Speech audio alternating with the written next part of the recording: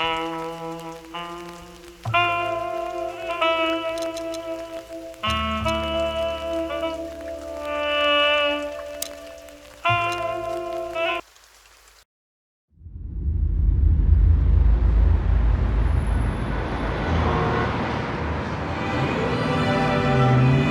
ran out to get a pack of cigarettes, but I left my wallet at home.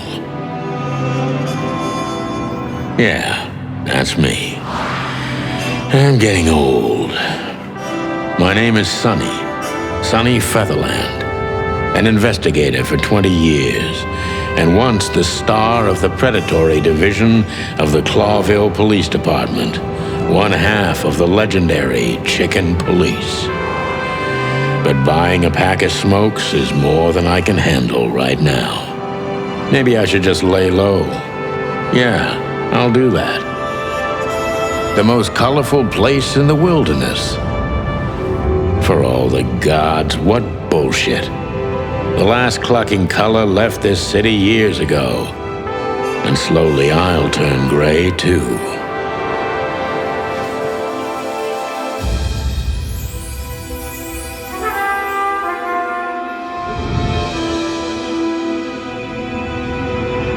Still, what do I expect?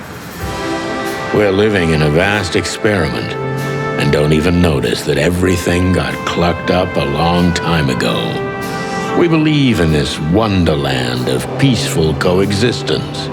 Wolves and sheep, chickens and hounds. Yeah, sure, why not? It's just ridiculous. The dog eats the chicken. It's in our nature.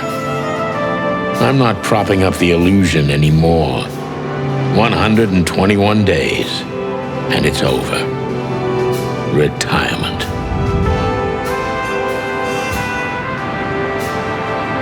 What could possibly go wrong?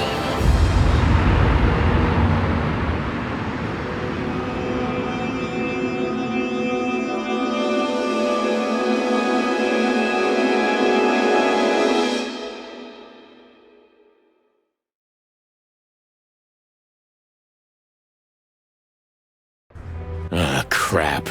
My office lock is a piece of shit if a dame can pick it. She stood in the darkness. The light painted stripes on her body. It whispered secret little things that were never there in the first place. But she was no zebra. Reality was just a light switch away. Elizabeth or Charlotte? I was sure she'd have a sophisticated-sounding name. She had a bygone look in her eyes, older than this ancient building, and perhaps the whole city itself. Or maybe I'm just drunk. But she was the first womanly thing in my place for a long time, so I had to give her a chance.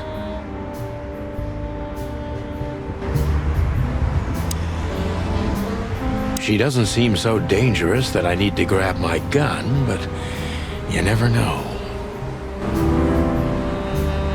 My last cigarette. You're lucky I don't have a light, pal. My wallet and my badge. The wallet is real, the badge ain't. Chief Bloodboil took mine, so I got this one out of a pack of cornflakes, just in case.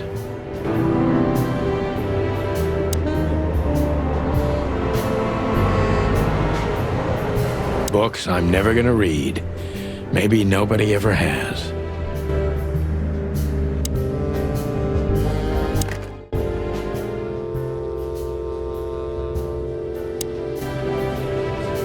I don't even know what these papers are. Every whiskey has the same color nowadays, at least in this price range. I promised myself I'd write a novel one day. I can't even remember the last time I used this. Maybe I'm really gonna write that novel, if I make it to retirement alive, of course. Maybe I'm really gonna... Murky brown swill. I should improve my standards. I need a secretary. I need a... My wife took all the good ones. She knew they'd only gathered dust here, and she was right. My wife took all... I don't see colors anymore, only emptiness. Everything faded. I need another drink. Maybe I'm just old, and while I'm clucking about nothing ever changing, everything changes. You've gone out of style, old bird. Accept it and move on.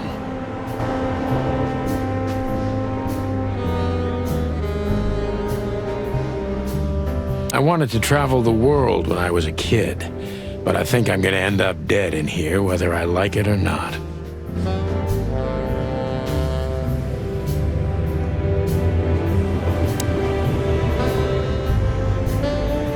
The Wild Gentlemen.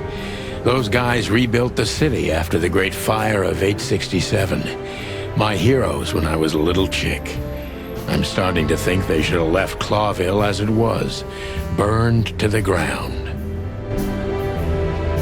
We used to be star cops a few years ago. Tabloid press, radio interviews, and even a book series. I don't miss those days. Of course, Marty, my old partner, would disagree. He just loved the spotlight. This is one of the most beautiful memories from my old life, before Molly left me and took our daughter. The good things in life don't last long. The best ones always leave first. I saw that in the window of a shoe store. I never understood it, or what it had to do with shoes. M.B. Davis, the eternal king of jazz. The photo is from the days of jazz prohibition. I only heard the old man live one time, but I'll never forget that night. And not only because I woke up at the harbor without my gun, my badge, and my pants.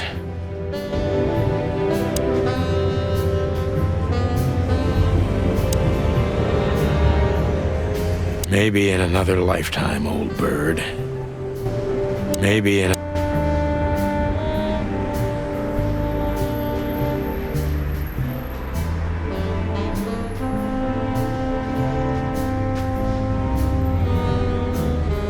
I don't even know where the key is.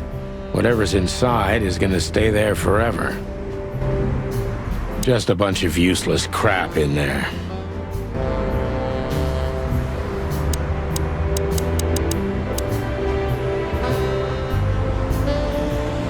Behind that door lies the kingdom of dirty clothes, cigarette butts, and empty bottles. My bedroom, sort of. Who is this dame, anyway? And what the cluck is she doing in my apartment on New Year's Eve? Legs that go on for days. Deep, dark eyes. Silky skin and voice. You're in big trouble, pal.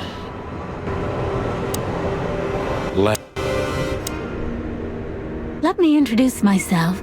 My name is Deborah, Miss Deborah Ibanez. You're mistaken, ma'am. Oh, really? Please enlighten me, Mr. Featherland. I'm not a private eye. I'd recommend Mr. Philmar Lowe instead of me. He's an... Believe me, Mr. Featherland, it's not an accident I came to you. Look, miss, I work for the police, and I'm currently on leave. I couldn't accept private commissions even if I wanted to. Not even from a classy dame like you.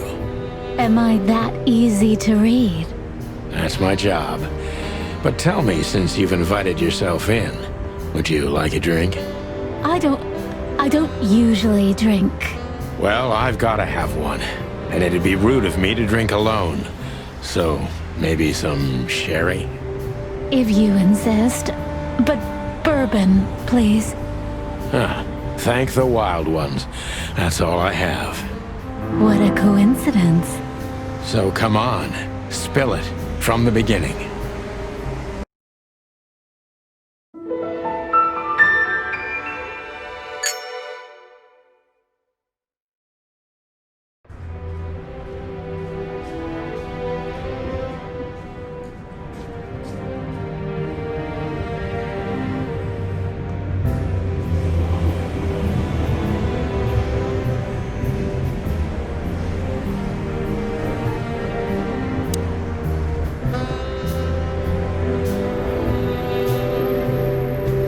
Legs that...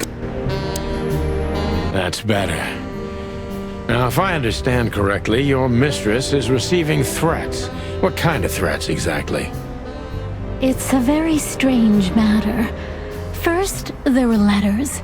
Then it came printed on a wine bottle's label, sent as a gift. Then carved into a brick, thrown through the window. And finally, they painted it on the wall of the house in giant red letters. I think it's time to dig a little deeper. If you don't mind, I'd like to ask you some routine questions. Please, that's why I'm here.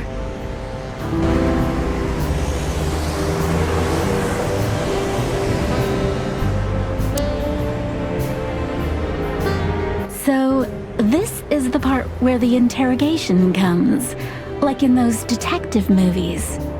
Something like that, Deborah. Yes. So... Something like...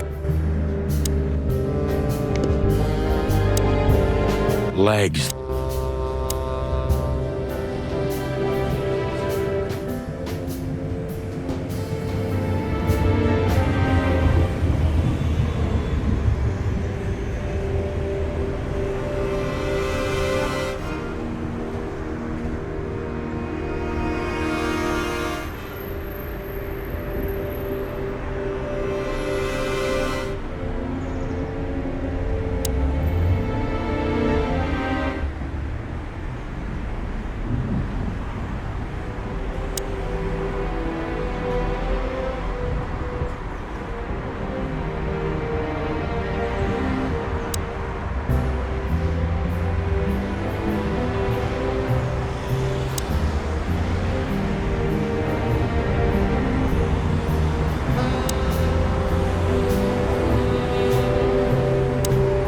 I must be cautious and smart.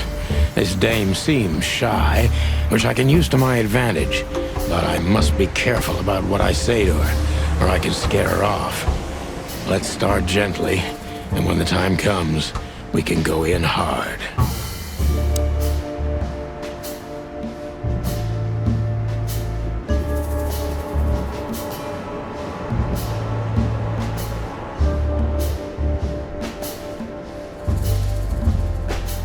Who exactly are you, ma'am? I'm not somebody important, Mr. Featherland. You're important enough to deal with such a delicate matter, right? I carry out the wishes of my employer, nothing more. This means simple paperwork, most of the time. You've been thrown into deep water, sweetheart. Tell me, can you even swim? Believe me, this is just as unpleasant for me as it is for you, if not even more.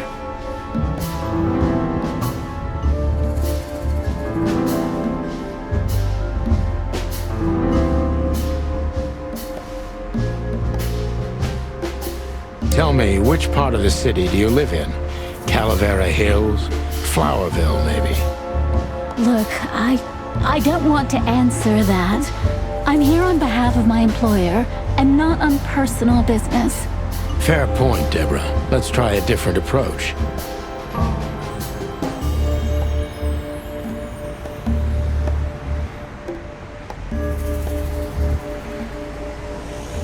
Why did you have to visit me this particular evening? I have my reasons. I may look like a silly little fawn, and maybe I am, but I still have common sense. I don't doubt that for a second, Miss Ibanez. This day is essential to my mistress, and she thought it's also important to you. A message in itself, for sure. But to be honest, even you are. You know what? I'll just take that as a compliment, even if it wasn't meant as such.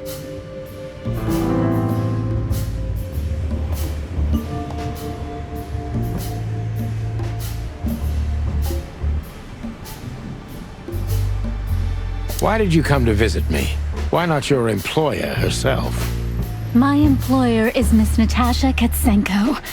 She hasn't been leaving her home lately, only if she really has to. How so? Miss Natasha is afraid. She's scared because of those unwanted messages, and everyone knows who she is. So she's that kind of woman. I don't know what you mean. Of course you do, Deborah. Thank you, by the way. We're finally getting somewhere. We avoided the point long enough. Deborah's hiding something, no question. Let's focus on that.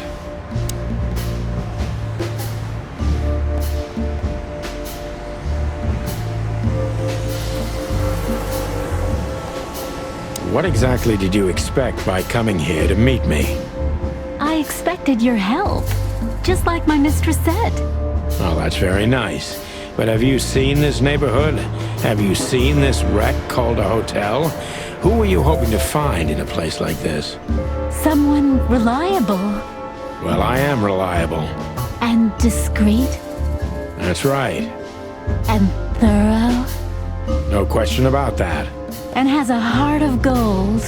Okay, let's stop it right there.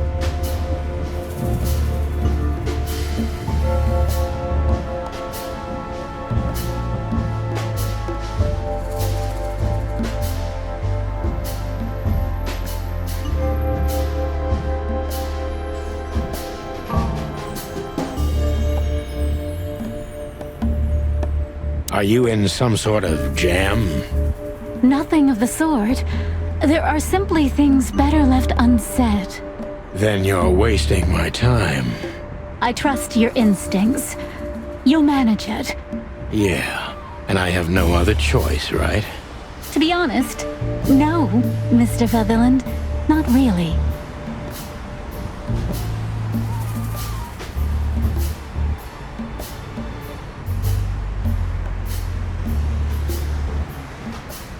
Don't you think this whole thing is a little suspicious?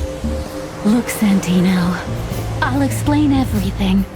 I have no doubt about that. You look just the type, sweetheart. No offense. I'll take that as a compliment.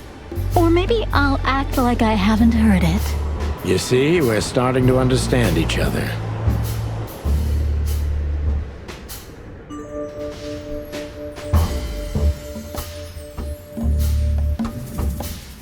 If you won't come clean, what's the point of all this? But, Mr. Featherland... I'm sorry, sweetheart, but I'm way too old for this game. Please, just think again.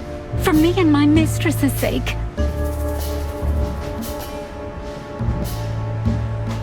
Tell me, Deborah, why should I believe you at all? Because my mistress trusts you. Should that be enough? If you really like what she thinks you are, then yes. Damn, what can I say to that? Look, I didn't mean to back you up against the wall. You have a way with words, sweetheart. Did you ever want to be a cop? No, not for the world. Heh, smart answer. Be honest and tell me what you're so afraid of.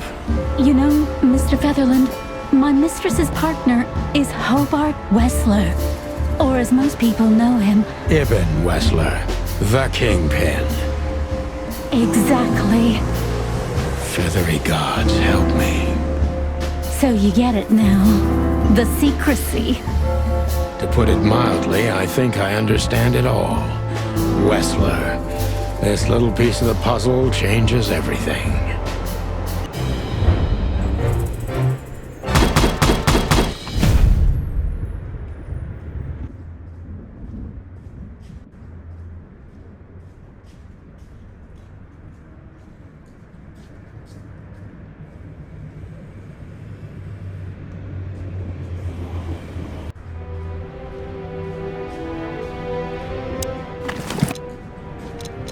I haven't dusted you off in a while, partner. Looks like I may be needing you now. I haven't dusted you... Oh man, I totally get you.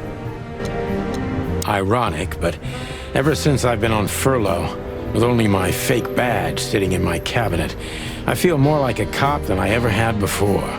More like a Clawville cop, anyway. Ironic.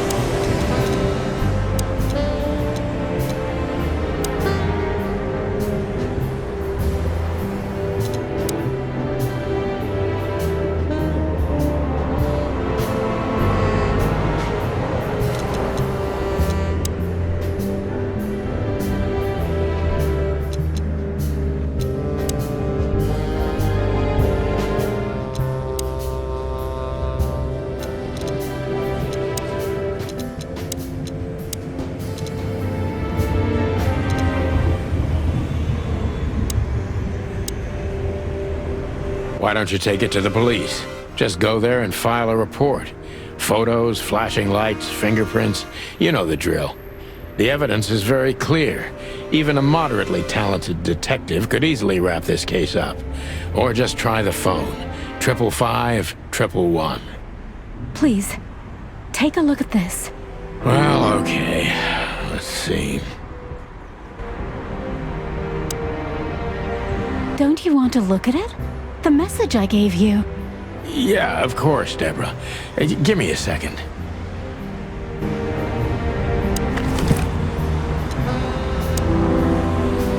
I know Molly very well. Please note this when deciding whether or not to accept my assignment. Miss Ibanez is a trusted friend. Treat her as gentleman. N.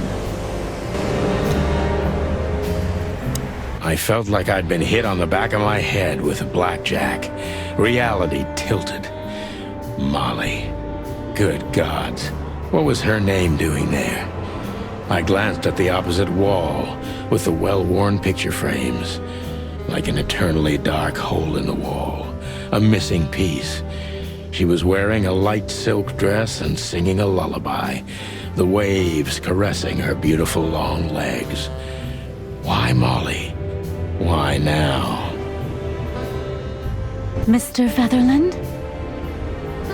Santino, are you all right? What the hell is this supposed to mean? I don't know anything, Mr. Santino. My mistress told me to give this to you. She said you'd understand. Don't you? Oh, of course I understand, Miss Ibanez. I get it very well. But this case is becoming more and more confusing. It's starting to look like blackmail. Blackmail? Don't play innocent with me. But... All right. When can I visit? Visit? Me? Not you. Miss Katsenko. Oh, yes. You can find her at the Tsar Club. Didn't you tell me she's not the social kind? That she's especially unsociable? Or does she only like loud and crowded clubs? No, she's really not like that. But she owns the place. Judging by the flyer, it must be a very busy club, especially on New Year's Eve, right? I'm sure you'll have no trouble finding Miss Katsenko, but there's one small problem, Mr. Featherland. Let me guess. Mr. Wessler better not know about my visit. Exactly. How did you know? 20 years experience, ma'am. Oh, and please, call me Sonny. It was a pleasure to meet you, Sonny. I'll talk about the rest with Ms. Katsenko in person. A good friend of mine would be happy to take you home if you'd like. I'd appreciate that, Sonny.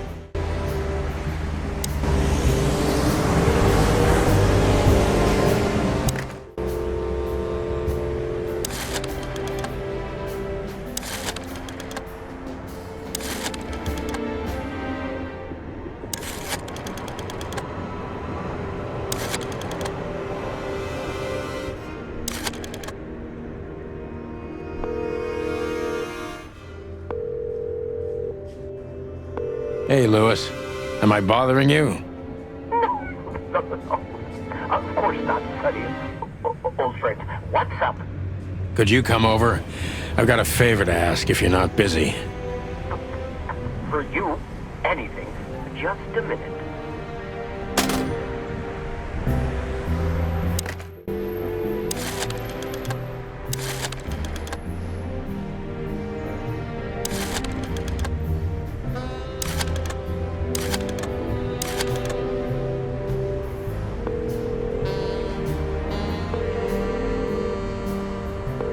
Clarville PD, how can I help you?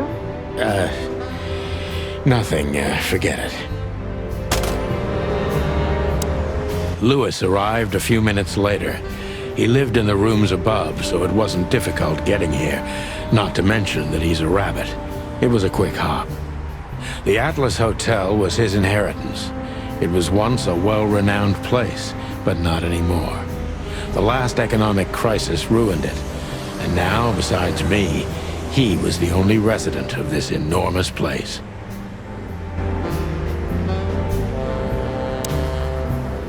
The good old rabbit. I can always count on him, even on New Year's Eve. Thanks for being so quick, Lewis. Can you drive Miss Ibanez home? I have some things to take care of. Of course, Sonny. You know, anything for you. Thank you for being so considerate, Sonny. I appreciate it. Don't mention it. Goodbye, then. So long, Deborah. Before I visit the club, I have to take a detour. I've got a feeling that this case isn't going to be a one-man job. And there's only one bird in this city I can trust. My ex-partner, Marty. He's going to be at the station. I can only hope he'll be willing to talk to me.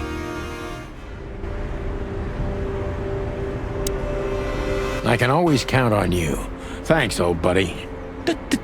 Don't even mention it, my friend. You got anything planned for today? I thought I'd visit a nightclub. It's New Year's Eve, after all. Well, I didn't mean to hold you up. I'll ask a favor of you someday. I owe you a lot of those, don't I? That's true. I don't deny it.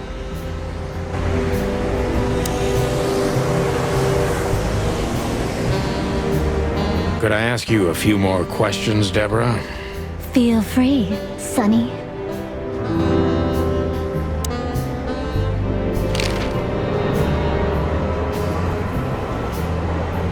I've already told you more about myself than I wanted to. Afraid you'll get your hands dirty? I'm afraid I already did. Do you think my whereabouts aren't a secret? Do you think they ever were?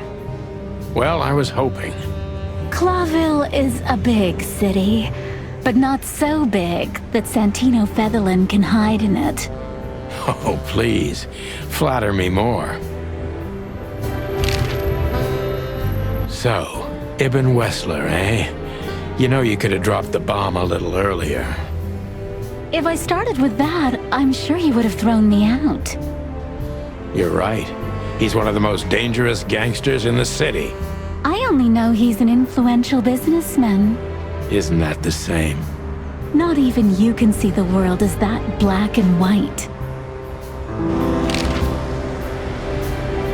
Sonny, I've already told you what I know. I've never read the message. My job was to give it to you and nothing more. You really are this innocent, aren't you?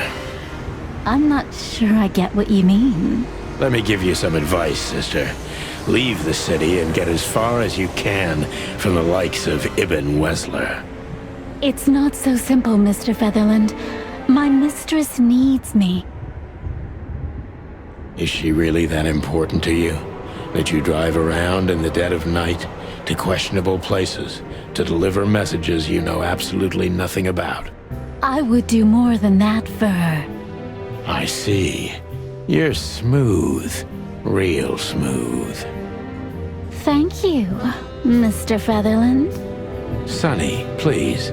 Just Sonny.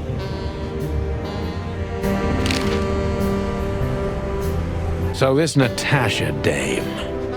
Look, I'm just the messenger. You have to talk to my mistress about the details. Miss Katsenko was very clear on this matter. I see, but... Please, Sonny, let's not make this even more uncomfortable. Okay, understood. Let's drop it. Thank you.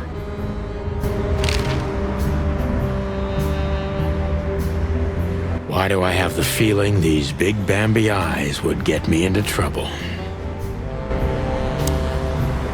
This dame is an iceberg. 10% prettiness and 90% mystery. This dame is a nice...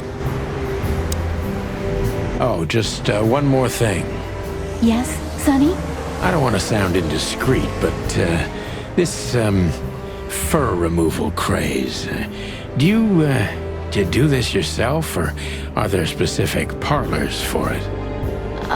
Well...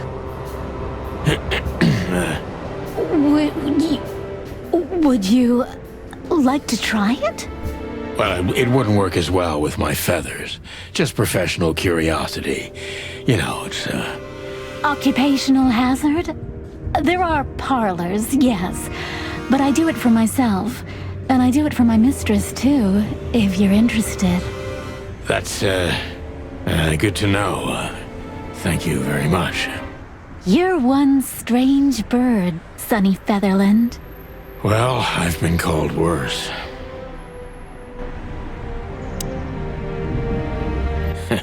I hope the old bunny had nothing important to do. I can always count on you. Take care, sweetheart. You too, Sonny. Nothing interesting in there. But if there is, it'll remain hidden for all eternity.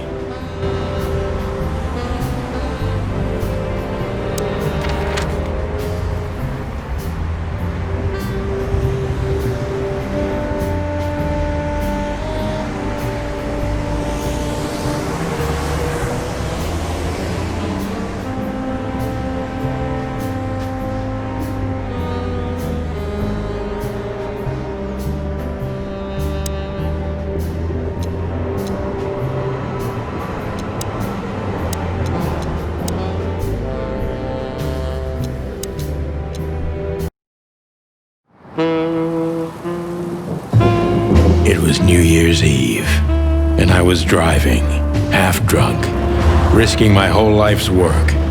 But still, it didn't feel any different. Every day was the same, and the 121 days I had left till my retirement seemed like an eternity. When I look out the window of the hotel room I call home, I see the same thing every day. A woman in a red nightgown dances slowly in circles to smooth music.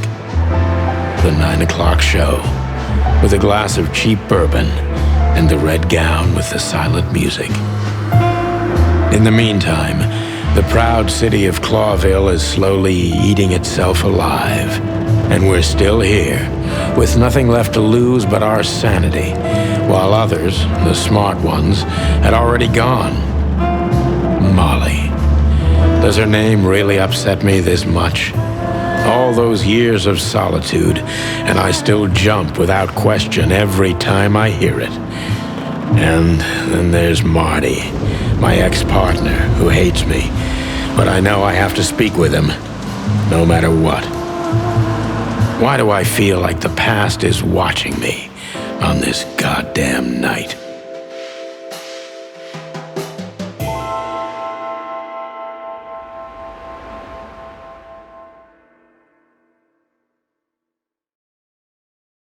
I knew where to find Marty. At the station, we'd always draw straws about holiday duty. Marty never joined in. He always took the New Year's Eve shift, even though he had someone to go home to. I understood. 10 years ago, we survived the night the press called the Bloody New Year. Forgotten by Clawville, but not by us. We both left parts of ourselves behind that night.